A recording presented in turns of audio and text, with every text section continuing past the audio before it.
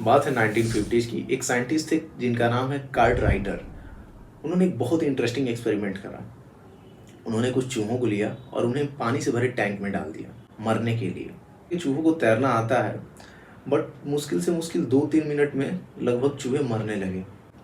ये cart writer को बड़ा ही सरप्राइजिंग लगा, क्योंकि उनको लगता था कि चूहे जो है वो 10-15 मिनट तो तैर लेंगे। उन्होंने अगेन कुछ चूहों को लिया और उनको फिर से पानी में डाला, यानी कि पानी से भरे टैंक में डाला। और इस बार जैसे ही चूहे डूबने लगे तो उन्होंने ऐन मौके पर उन्हें बाहर निकाल लिया। और जब उनका हार्ट रेट और ब्लड प्रेशर जब नॉर्मल हो गया, यानी कि चूहे नॉर्मल हो गए, तो उन्होंने फिर से इस एक्सपेरिमेंट को आगे बढ़ाया और उन्हीं सेम चूहों को सेम पानी से भरे टैंक में डाला। और जब इसका रिजल्ट आया तो कर्ट राइटर के साथ साथ उनके कलीग भी सरप्राइज हो गए, बिकॉज इस बार जो चूहों का सर्वाइवल टाइम था वो 2-3 मिनट से बढ़कर 10-15 मिनट नहीं बल्कि 60-65 मिनट हो गया। इवन एक चूहा तो 83 मिनट तक सर्वाइव किया। What is difference here? Same चूहे, सेम पानी से भरा टैंक और सेम सिचुएशन, लेकिन क्या चेंज हुआ कि चूहों के अंदर इतनी रेजिलियंसी आ गई and they are refusing to die. Same चूहे हैं, सेम वाटर टैंक है, लेकिन क्या चेंज हुआ कि उनकी सर्वाइवल टाइम में इतना ड्रास्टिक चेंज आ गया? क्या रीजन है कि चूहे 2-3 मिनट से सीधे 60-65 मिनट तक गिव अप करने को तैयार नहीं है? डिफरेंस बस यही था कि जब उनको पहले वाले एक्सपेरिमेंट में मरने से पहले उन्हें निकाल लिया गया था, अब नाउ जब दोबारा उनको उस पानी में डाला गया, उनके अंदर एक होप थी, एक बिलीव थी कि कोई ना कोई आएगा और उन्हें बचाएगा। And that's why they are refusing to die. That belief transform these normal rat into marine rat. So that is the power of belief. Same ऐसा ही मैंने बहुत लोगों को देखा है जो अपने अकम्प्लिशमेंट को ही अपना कैपेबिलिटी मान लेते हैं, अपना पोटेंशियल मान लेते हैं। वो कहते हैं कि यार दैट्स इट, यही मेरी कैपेबिलिटी है, और उसी से पूरा लाइफ अपना जी लेते हैं। आपने भी बहुत सारे लोगों को देखा होगा, वो किसी एक पीरियड ऑफ टाइम के लिए मेहनत किए और कुछ चीज़ें अचीव कर ली, और उसके बाद से उसी अचीवमेंट को लेके वो पूरा जीवन भर उसी अचीवमेंट के साथ रहने, and they think that is their potential. They don't believe themself. I am going to tell some importance of believe. खुद में बिलीव रखने से एक सेल्फ कॉन्फिडेंस डेवलप होता है। तुम लाइफ के किसी भी डिफिकल्टीज को या अपॉर्चुनिटी को एक पॉजिटिव माइंडसेट के साथ टैकल करते हो।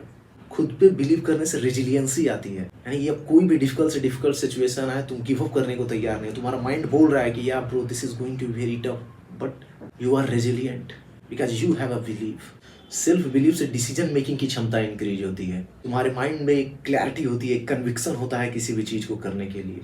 तुम फेलियर के बाद भी परफॉर्म करते हो because you know your potential, you believe in your self. और एक और सबसे बड़ा इंपॉर्टेंस है कि सेल्फ बिलीव लोगों को अट्रैक्टिव बना देता है। सेल्फ बिलीव तुमको फीमेल के सामने या अदर मेल ग्रुप के भी सामने अट्रैक्टिव बनाता है। That is attractive.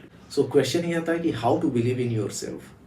I am going to give you step by step guide how to believe in yourself. First, set a realistic goal and achieve that.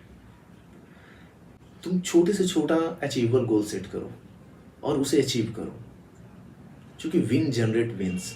तुम जैसे जैसे छोटे छोटे गोल्स अचीव करते जाओगे, तुम्हारा कॉन्फिडेंस बढ़ेगा और कॉन्फिडेंस से believe. Second, daily write 3 wins in your journal.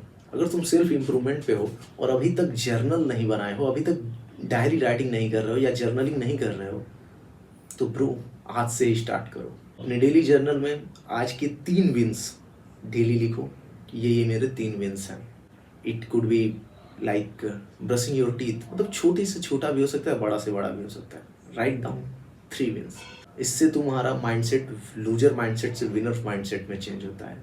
तुम्हारा जो सबकॉन्शियस माइंड है वो बिलीव करने लगता है कि या I am a winner, I have achieve these things. तीसरा है प्रैक्टिस पॉजिटिव सेल्फ टॉक। अपने नेगेटिव थॉट्स को पॉजिटिव अफर्मेशन के साथ रिप्लेस करो। खुद को अपने strength, past progress and past successes को रिमाइंड कराओ, बार बार बताओ अपने सेल्फ टॉक में कि you have achieve that that that. इससे सेल्फ बिलीव बढ़ता है। Your subconscious mind will start believing in that things. चौथा है learn from your failure and always keep a mindset progress over perfection. Failure को as opportunity लो, no emotion, उससे बस सीखो क्या क्या ये तुमको दे के जा रहा है failure, that's it.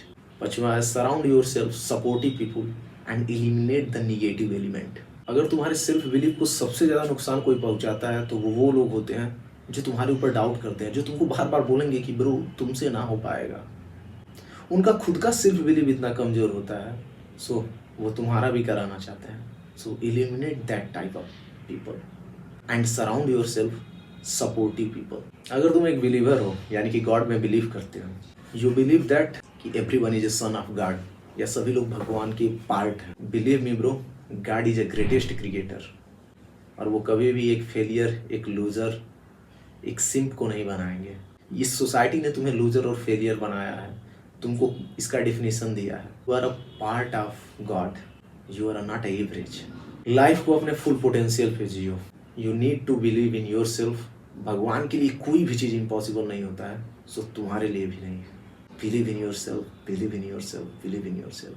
That's all for today. Your brother Vihaan. See you tomorrow.